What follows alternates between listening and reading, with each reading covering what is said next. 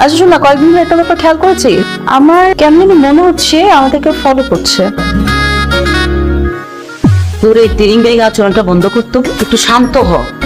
বিয়ে হয়ে যখন পরের ঘরে যাবে তখন বুঝবে জীবনটা কত কঠিন। কঠিন বলতে আমার লাইফে কিচ্ছু নেই, আমার লাইফ একদম ইজি। তোমার বাবা তোমার জন্য পাত্র ঠিক করেছে, নাম ফাইন। শুনেছি সে দেশে এসেছে। আরেকটা কথা, তোমার সাথে একটু দেখা করতে চায়, কথা বলতে চায়, তো ও দেখা তো করতেই হবে। শুভরাত্রি। শুভরা, আচ্ছা তোমাকে না একটা, সরি ভুলে তুমি করে বলে ফেলেছি, আপনাকে একটা কথা বলার ছিল। আমি তো আসলে বাইরে বড় হয়েছি, ওখানেই থেকেছি, সো আমি তো কিছু চিনি না, যদি তুমি আমাকে একটু হেল্প করতে। আমিও ঘুরে বেশ ভালোবাসি, সো ওয়াও, থ্যাংক ইউ।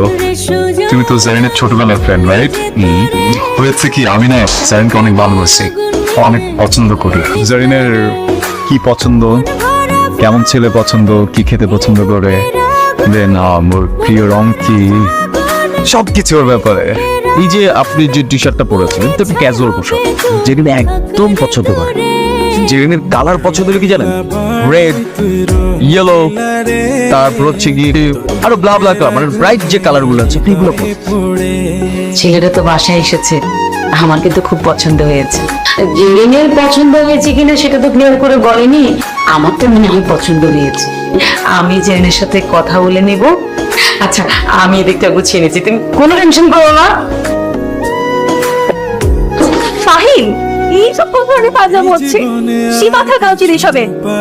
তোমাকে আমি একরকম মনে করেছিলাম, ভালো মনে করেছিলাম। মানে আমি তো সবকিছু তোমার পছন্দ মতোই করেছি।